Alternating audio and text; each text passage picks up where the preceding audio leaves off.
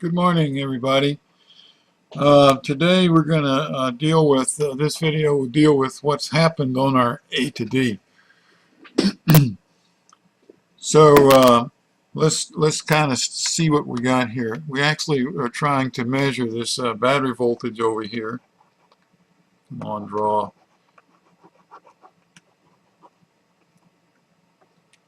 I want this draw. Okay. Having trouble making pencil work this morning. Okay, so we're trying to measure this battery voltage. We actually have a scaling set of resistors, R top and R bottom. And so let's work the spreadsheet to calculate the voltage actually going to the A to D.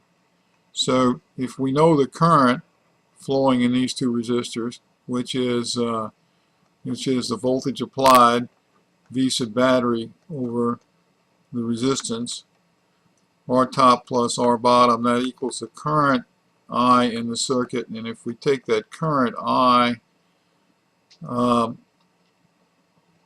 the bottom resistor,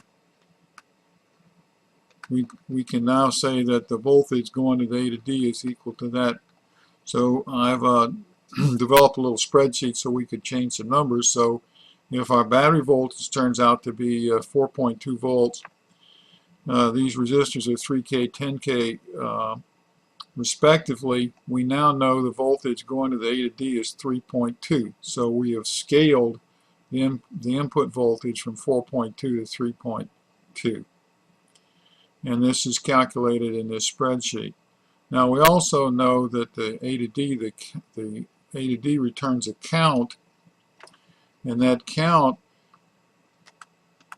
is equal to the fraction of the V sub A over the reference voltage, V sub R, times 10 to the 24, which is 10 bits. Right, and that number is calculated here.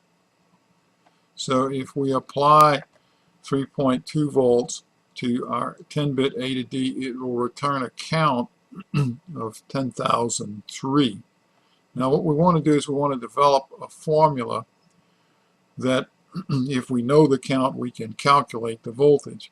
So if this is a linear A to D, which we hope it is, all right, we could graph this. We could say that if we know the count here, this is count, and this is voltage, we actually know two points.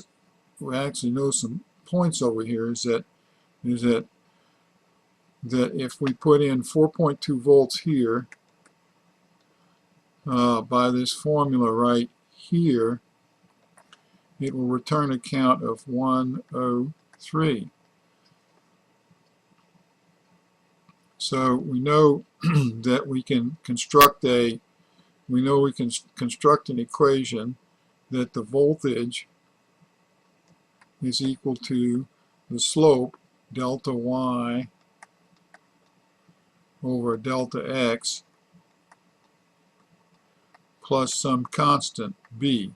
Well, it turns out that the b constant we've learned in one of our algebra classes, that the b is where it crosses the y-axis. This is 0, so now we can just plug in our formula. Is that we can solve for the slope. We can solve for delta y over delta x, which is simply 4.2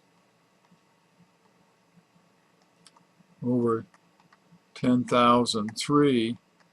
We see by this equation right here that that's equal to .0042. So let's kind of check that. Let's check that. We know that if we and we do that here, as we know we do that, is that the voltage is equal to the slope times the count. If we check that right here, if we somehow or another knew the count was 10,003, we would calculate a voltage of 4.2 volts, which checks this assumption here. Now in our case, The problem is that the reference voltage changes. So by measurement in the lab, we know that if we apply a battery voltage of about 2.9 volts, our reference voltage now falls to about 2.8. Okay, so now our count would be 815, but our formula that we use to calculate the voltage, the slope which we use to calculate the voltage, it hasn't changed. It's 4.2.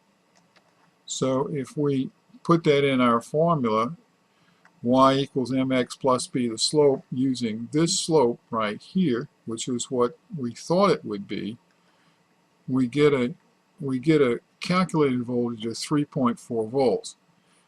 Although we've put in 2.9, so we've got an error here. and this we verified in the lab is about exactly what happens. So what we'll have to do is we will have to calculate a new reference voltage, and when we use the new reference voltage, then we will get the correct numbers.